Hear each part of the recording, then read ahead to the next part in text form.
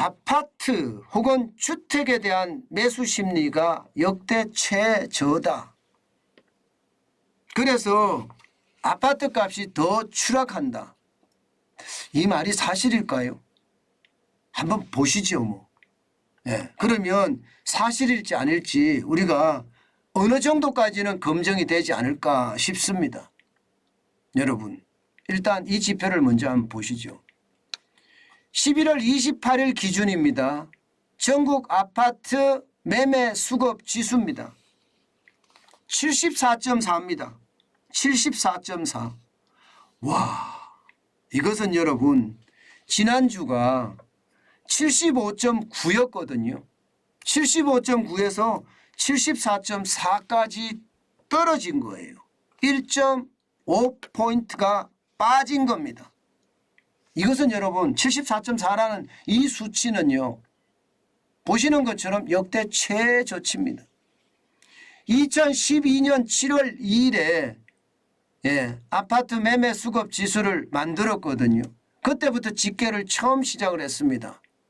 그때가 75.0이었습니다. 이게 한때는 2015년 10월 12일에는 106.0까지 올라갔고요. 2019년 5월 27일에는 76.5까지 떨어졌었거든요. 그러던 것이 말입니다.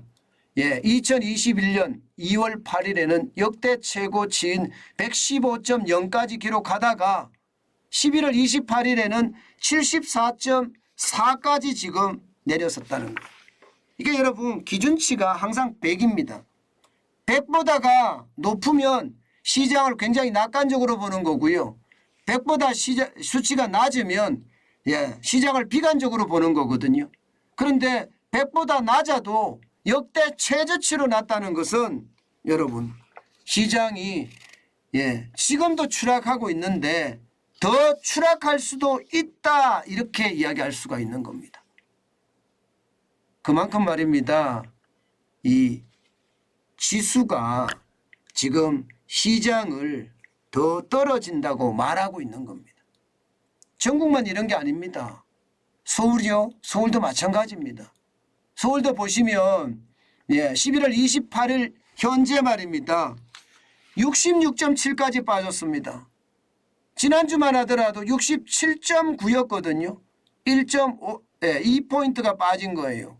이것도 마찬가지 2012년 7월 첫째 주가 58.3이었습니다.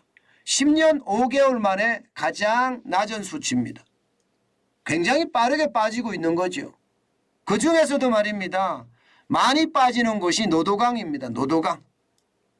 동북권, 노원, 도봉, 강북구입니다. 63.9입니다. 63.9.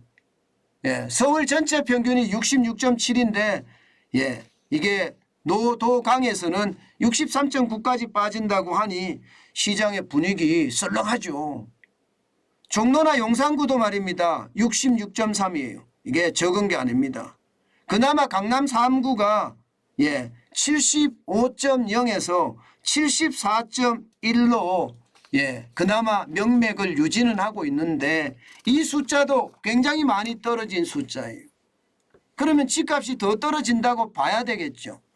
실제 말입니다. 시장에서도 보면 말입니다. 집값이 계속 떨어질 조짐을 굉장히 많이 보입니다.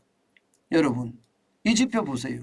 벌써 공시가격보다가 더 낮게 거래되는 곳이 많습니다. 경기도 용인시 구갈동 기흥역 센트럴 프리지오예요. 84제곱미터가 1층인데 이게 1층이 아니라 똑같은 층일 거예요 아마. 6억 600만 원이었는데요. 공시지가가 실제 매매 가격은 5억 원입니다. 공시지가보다 낮죠. 더 심각한 것은요 여러분 손절매까지 일어난다는 거예요. 손절매. 내가 샀던 가격보다가 더 낮은 가격에 파는 그런 일도 일어나고 있다는 겁니다.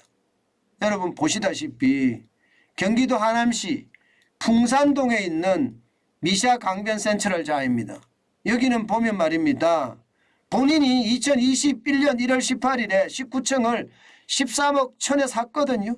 그런데 11월 24일 그러니까 2년은 채 안 걸렸죠. 똑같은 층을 11억에 팔았습니다.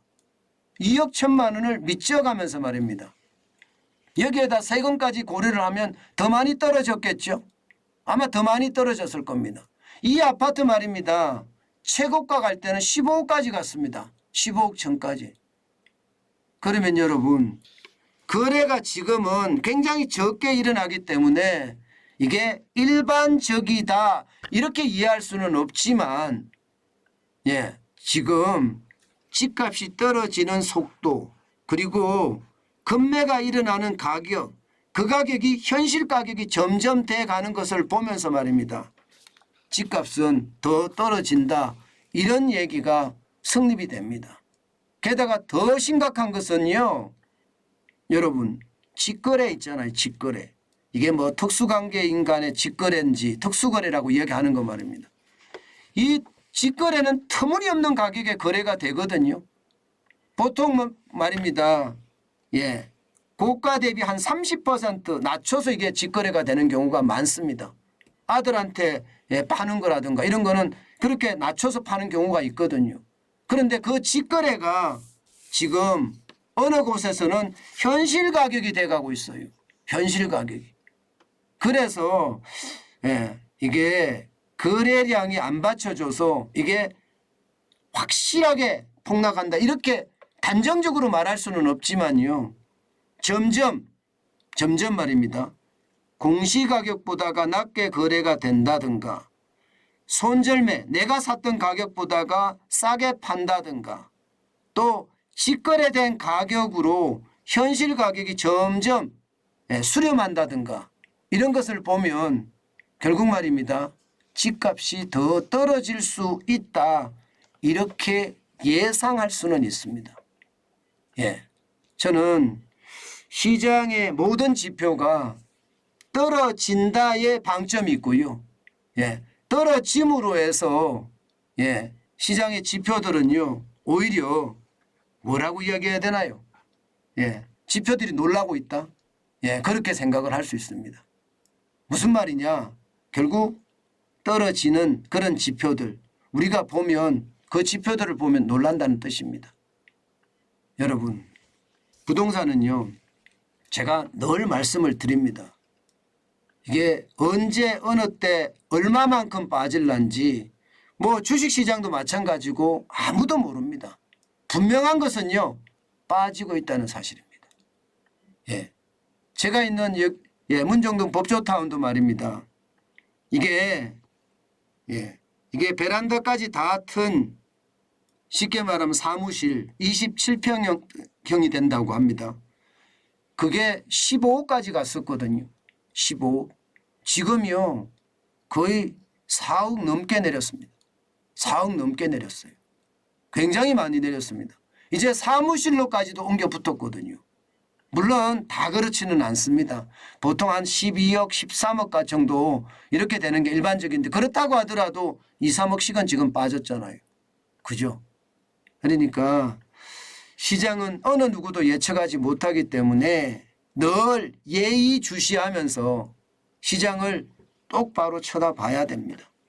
그것이 결국 말입니다. 여러분들이 부자 되는 지름길입니다.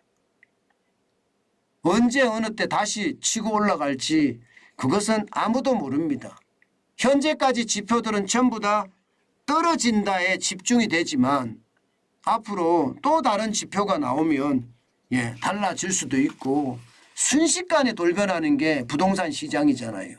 그렇기 때문에 내가 꼭 가고 싶은 곳 임장을 저는 많이 하시라고 권하고요. 또 여러분들이 2020년 초 가격으로 살 것이냐 2019년 가격으로 살 거냐 2018년 가격으로 살 거냐 마음의 결정을 하고요. 내가 과감하게 생각을 하는 것도 아마 진짜 염두에 둬야 되는 것 아닌가. 저는 솔직히 그렇게 생각합니다. 이게 뭐 최하점에 산다. 최저점에 산다. 그러면 얼마나 좋겠어요. 그런데 그럴 확률은 하늘에 달려 있습니다. 그렇기 때문에 여러분들이 가고 싶은 곳을 임장을 하는 게 저는 중요하다. 그 말씀 다시 한번 올립니다.